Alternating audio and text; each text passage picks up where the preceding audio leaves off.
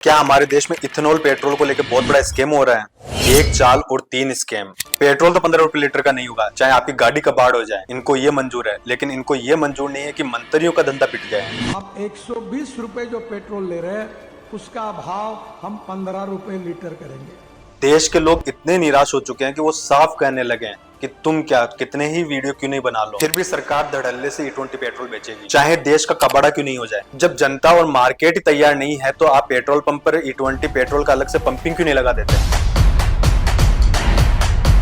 सीधे साधे आदमी नितिन गडकरी पर आरोप लगाए जा रहे हैं कि वो अपने बेटों को फायदा पहुंचाने के लिए देश में जबरदस्ती E20 पेट्रोल थोप रहे हैं। पहले तो इनको फ्लेक्सिबल इंजन लॉन्च करने चाहिए थे, लेकिन इन्होंने इथेनॉल पेट्रोल को लॉन्च किया, वो भी एकदम से 20% तक। इंजन होते रहेंगे चेंज, देखा जाएगा जो होगा। कुछ बिगड़ेगा तो मंत्री पद से हट जाएंगे क्योंकि धंधा हो गया सेट, अब मंत्री पद से क्या लेना देना। इतनी भी क्या जल्दी थी कि 2030 का टारगेट 2025 में ही पूरा कर लिया गया। सड़कें, शिक्षा, मेडिकल, इनके टारगेट तो कभी समय से पूरे नहीं किए।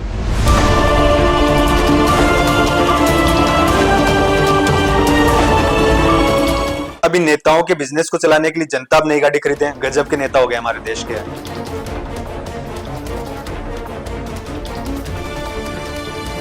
हमारे नेताओं की सबसे बड़ी विडंबना ये है कि उनको लगता है कि सारा ज्ञान उनमें ही है और जनता गंवार है। ये नेता अपने फायदे के हर काम को सही साबित कर देंगे और जनता को हमेशा गलत साबित कर देंगे। ये पूरी तरह गलत है। मेरे पास इनोवा गाड़ी है जी, जो 100% इथेनॉल पे चलती है, 60% बिजली तैयार करती है। एक साल से मेरे पास है, एक भी कंप्लेंट नहीं है।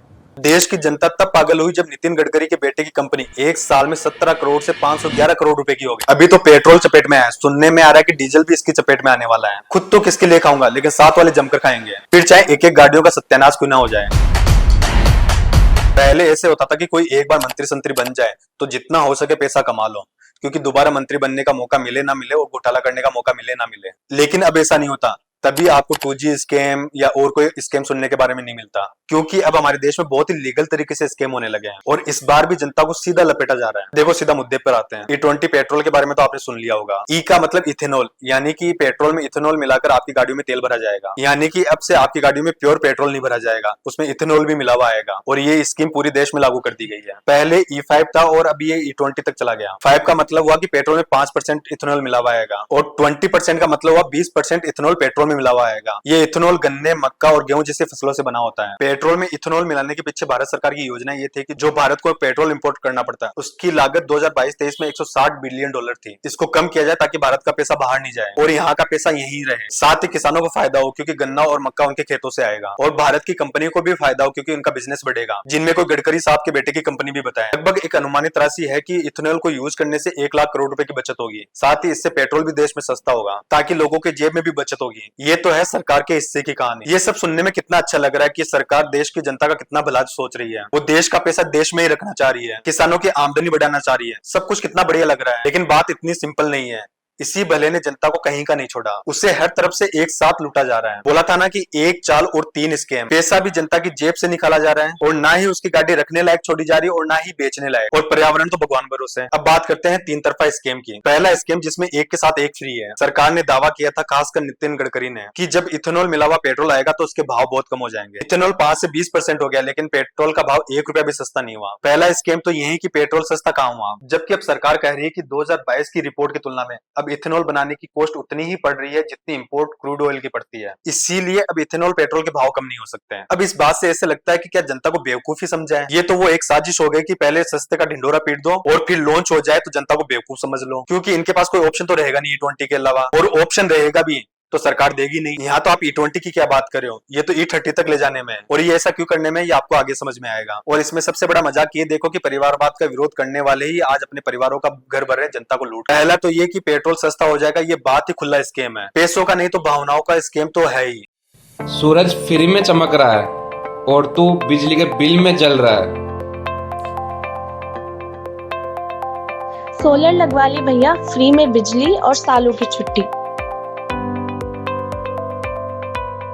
बात करते हैं एक के साथ एक फ्री वाले स्कीम की। हमारे देश की सरकारों का सबसे बड़ा स्कीम ही है कि वो कभी किसी योजना की प्लानिंग ही नहीं करती है, सिवाय एक प्लानिंग के कि इस योजना में घोटाला कैसे हो सकता है और जनता को बर्बाद कैसे किया जा सकता है। ये अच्छी बात है कि E20 क्या E100 तक ले आई, यदि देश का भला हो रहा हो तो। लेकिन असल सवाल ये है कि आपने इस E20 पेट्रोल के लिए जनता को तैयार होने का कितना समय दिया, क्योंकि कुछ रिपोर्ट्स बता रही है कि अभी हमारे देश में 80 से 90% गाड़ियां E20 के लायक ही नहीं है, बेड़ा गर्क होने वाला है। सरकार ने अनाउंस किया 2023 में कि पेट्रोल में 20% तक इथेनॉल जाएगा। इसके बाद गाड़ी बनाने वालों ने उसी हिसाब से गाड़ियां बनाना शुरू कर दी। यहाँ तक बात ठीक थी, लेकिन इसके बाद सरकार की बेवकूफी सामने आती है, ठीक वैसे ही जैसे अग्निवीर योजना के समय की थी। अब बहुत सारे सवाल है जो एक एक करके देखते हैं। साल 2023 से पहले की गाड़ियों का क्या होगा, सरकार की उनको लेके क्या योजना है, क्योंकि अभी तक तो उनके लिए सरकार की कोई योजना नजर नहीं आई। क्योंकि पेट्रोल पंप पे इस बात की इंडिकेशन ही नहीं है कि यहाँ पर E5 मिलेगा, E10 मिलेगा, E20 मिलेगा या प्योर पेट्रोल मिलेगा। तो जनता को कैसे पता चलेगा कि उनको कौन सा तेल लेना है? क्या सरकार का दायित्व नहीं बनता कि पेट्रोल पंप पर इन सब के अलग अलग पंप लगाए जाए ताकि जनता देखकर अपनी गाड़ी के हिसाब से तेल भरवा सके? लेकिन सरकार ऐसा करेगी क्यों? क्योंकि मोटा धन तो बेईमानी से आता है, और इसी तरह से तो ये सरकारें जनता के साथ बेईमानी करती है। देश की जनता की किस्मत ही बुरी है कि उनकी गाड़ियां E20 के कंपेटेबल नहीं है और उनको सरकार के द्वारा जबरदस्ती E20 पेट्रोल परोसा जा रहा है। इंश्योरेंस कंपनियों ने भी क्लेम देने से मना कर दिया E20 पेट्रोल की वजह से। यदि वो इनके नियम कायदों में नहीं आए तो डबल किस्मत खराब। उसके बाद उस इंश्योरेंस कंपनी ने उस पोस्ट को भी डिलीट कर दिया। देश भर से लोगों के वीडियो वायरल हो रहे हैं कि E20 किस तरह से उनकी गाड़ी के इंजन को खराब कर रहा है। अचरज की बात तो यह है कि देश की मासूम जनता को अच्छे से पता ही नहीं है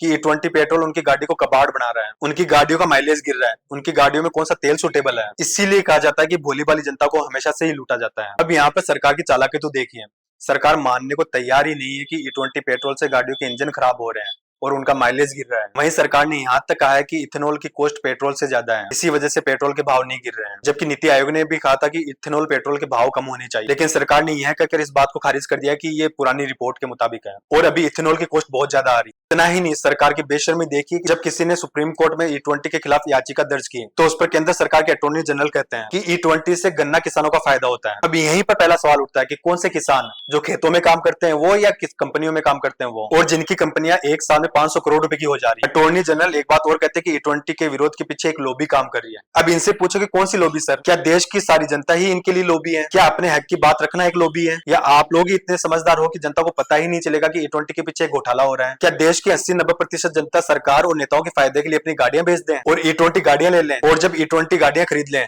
तो आप बिना तैयारी के E30 लॉन्च कर दें और फिर से वो नई गाड़ियां खरीदें ताकि गाड़ी खरीदने पर टैक्स दें, गाड़ी बेचने पर टैक्स दें? एक्चुअल में लॉबी तो सरकार है जो देश की जनता को बेवकूफी बनाई जा रही है और बिना तैयारी के स्कीम लॉन्च कर रही है। फिर से बोल रहा हूँ, पेट्रोल के भाव स्कीम नहीं है तो ये देश की जनता की भावनाओं के साथ एक स्कीम है। अब आप लोग ही बताओ, क्या सरकार को ये नहीं करना चाहिए था कि पेट्रोल पंप पे E5, E10, E20 पेट्रोल के अलग से पंप लगाएं? अब बात करते हैं दूसरे स्कीम की। आजकल इसको स्कीम नहीं कहा जाता और मैं भी इसको स्कीम नहीं कहूंगा, क्योंकि आजकल इसको बहुत ही तमीज वाली भाषा में कॉन्फ्लिक्ट ऑफ इंटरेस्ट कहते हैं। नितिन गडकरी कई सालों से इथेनॉल को प्रमोट कर रहे हैं और उनके साथ सरकार भी, लेकिन ये नहीं बता रहे हैं कि इसमें नितिन गडकरी के परिवार का क्या रोल है और ये कॉन्फ्लिक्ट ऑफ इंटरेस्ट वाला स्कीम कैसे है। नितिन गडकरी के 2 बेटे हैं और एग्रीकल्चर के फील्ड में अलग अलग कंपनियां चला रहे थे, लेकिन जैसे ही देश में इथेनॉल पेट्रोल का डिंडोरा पिटा जाता है तो दोनों की कंपनियां इथेनॉल के बिजनेस में कूद जाती है। या तो वे उन कंपनियों से जुड़ जाते हैं जो इथेनॉल का काम करती है, और हो सकता है कि डिंडोरा पहले से प्री प्लान्ड हो, ऐसा जनता का मानना है। अब इन सब की वो सो कॉल्ड क्रोनोलॉजी समझिए जो हमेशा सरकारों के द्वारा समझाई जाती है। नितिन गडकरी के बेटे सारंग गडकरी साल 2016 में मानस एग्रो कंपनी में होल टाइम डायरेक्टर बनते हैं। इसके बाद 2017 में उनके दूसरे बेटे निखिल गडकरी सियान एग्रो इंडस्ट्रीज में MD बनते हैं। इसके बाद साल 2018 में नितिन गडकरी जोरों शोरों से 5 इथेनॉल संयंत्र तैयार करने की बात करते हैं और कहते हैं कि भारत इथेनॉल पेट्रोल की तरफ आगे बढ़ेगा। और 2018 में केंद्र सरकार एक बिल पास करती है कि अब से CBI किसी भी तरह के कॉन्फ्लिक्ट ऑफ इंटरेस्ट वाले बिजनेस में जांच के लिए तब तक दखल नहीं दे सकती जब तक सरकार उसको अनुमति ना दे। और सरकार ऐसी जांच के लिए परमिशन देगी ही क्यों? आप समझ जाओ, कहीं घोटाला पकड़ में ना आ जाए। गडकरी जी के दोनों बेटों के इथेनॉल के बिजनेस में प्रवेश करने के बाद में उनकी कंपनी इतनी गरीब हो गई है और उनका माइलेज इंजन कितना खराब हो गया है ये डेटा देखो। सियान एग्रो इंडस्ट्रीज की रेवेन्यू पिछले साल में 17 करोड़ रुपए के आसपास थी, जो 2025 में 511 करोड़ रुपए की हो गई। वहीं उसका शेयर एक साल में 40 रुपए से बढ़कर 736 रुपए का हो गया। आरोप ये भी है कि बहुत सारी कंपनियां होने के बावजूद भी गडकरी परिवार की कंपनी को पहली प्रायोरिटी में। यहीं जाकर जनता को शक होने लगा और वो सवाल उठाने लगे। एक तो उनकी गाड़ियों का माइलेज खराब हो रहा है और इंजन खराब भी। दूसरी तरफ नितिन गडकरी का परिवार इथेनॉल के बिजनेस में शामिल है, जिसमें एक कंपनी लिस्टेड है और दूसरी कंपनी लिस्टेड नहीं है, फिर भी उसको बराबर काम मिल रहा है। तो गडकरी जी से सवाल ये किया जा रहा है कि आपके मंत्री रहते हैं, आपके परिवार का बिजनेस कैसे बढ़ रहा है? इससे कानून की भाषा में मिस यूज ऑफ ऑफिस कहते हैं, जिससे प्रिवेंशन ऑफ करप्शन एक्ट 1988 के तहत CBI के द्वारा इन्वेस्टिगेट किया जा सकता था, लेकिन उससे पहले ही चालाकी से कानून को बदल दिया गया, जिसे मैंने ऊपर बताया, और CBI इसमें कुछ भी नहीं कर सकती तब तक जब तक सरकार अनुमति ना दे। ये ठीक वैसा ही मामला नजर आता है जैसे रॉबर्ट वाड्रा का था कि अपने ही परिवार को फायदा पहुंचाया जा रहा है और जनता को बताया जा रहा है कि जनता का भला हो रहा है। ये किसी भी कीमत पर नहीं लगता कि ये देश के भले का निर्णय है, ये एक परिवार को फायदा पहुंचाने का निर्णय ज्यादा नजर आता है। जैसे जैसे इस सरकार को टाइम होता जा रहा है वैसे ही इसके कॉन्फ्लिक्ट ऑफ इंटरेस्ट वाले स्कीम सामने नजर आ रहे हैं, ठीक कांग्रेस सरकार की तरह। अब इन सब में एक दलील और दी जाती है कि इथेनॉल पर्यावरण के अनुकूल है। तो अब ये जान लो कि गन्ने से 1 लीटर इथेनॉल बनाने में 3000 लीटर पानी खर्च होता है, चावल से लगभग 10,000 लीटर पानी और मक्के से 4500 लीटर। अलग अलग रिपोर्ट में अलग अलग डेटा बता रहे हैं, लेकिन मैं एक एवरेज लेके आपको बता रहा हूँ। जिस देश में लोग पानी की एक बूंद के लिए तरस रहे हैं, उस देश में इतना पानी खर्च करना क्या जनता के अनुकूल है? और क्या इससे पर्यावरण भी सुरक्षित रहेगा? क्या इससे आने वाले टाइम में पानी की किल्लत और नहीं बढ़ेगी? लोग पानी की कमी के चलते मरेंगे नहीं? देखना, पानी भी पेट्रोल की तरह महंगा होने वाला है। इन सबसे क्लियर दिखता है कि सरकार ने इथेनॉल को लेकर वर्तमान और फ्यूचर की कोई प्लानिंग नहीं की और ना ही जनता के सामने एकदम कोई स्पष्ट योजना रख रहे हैं ताकि वो सच पता कर सकें। शायद इसलिए कि इसका स्कीम जनता के सामने आए उससे पहले एक धंधा सेट हो जाए। अभी तक जितना नजर आया, इथेनॉल भारत की जनता के लिए जहर बन चुका है। और देखना, इस स्कीम पर हजारों लाखों वीडियो बनेंगे, जनता करोड़ों सवाल करेगी, लेकिन सरकार आंखें मूंद कर बड़ी बेशर्मी के साथ इथेनॉल को प्रमोट करेगी। और कुछ समय बाद लोग फिर से अपनी जिंदगियों में व्यस्त हो जाएंगे, क्योंकि भारत के इतिहास की सबसे बड़ी त्रासदी ये है कि जनता की कभी सुनी ही नहीं जाती और स्कीम पर स्कीम होते जाते हैं। यही है आजाद भारत की सरकारों की रिवायत।